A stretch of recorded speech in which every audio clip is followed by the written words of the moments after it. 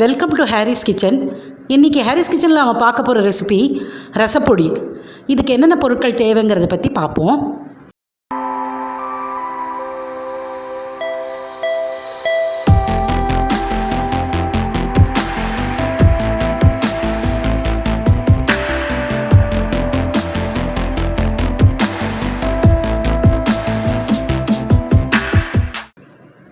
வாணலியில் ஒரு 1/4 ஸ்பூன் எண்ணெயை விட்டுட்டு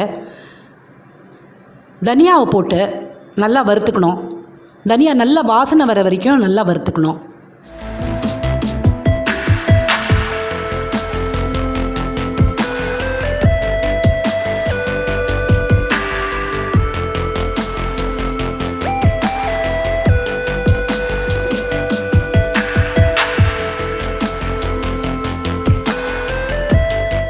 தனியா நல்லா வறுத்தாச்சு.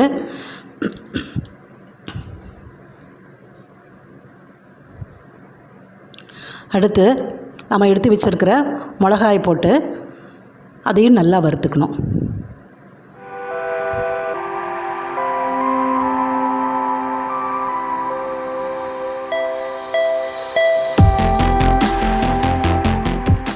மிளகாயும் நல்லா வறுபட்டுடுச்சு.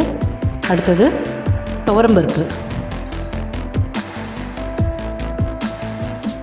இந்த துவரம்பருப்பும் நல்லா வாசனை வர வரைக்கும் கொஞ்சம் செவந்தாலும் பரவாயில்ல, நல்லா வறுத்து எடுத்துக்கணும்.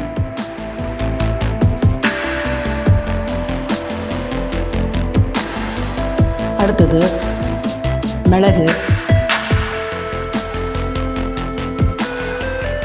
ஜீரகமும் போட்டு அதையும் சேர்த்து வறுத்துக்கலாம்.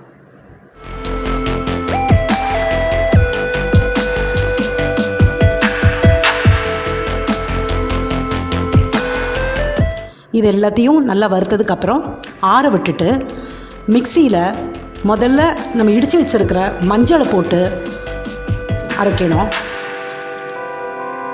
அதுக்கப்புறம் எல்லாத்தையும் ஒன்று ஒன்றா போட்டு அரைக்கணும்.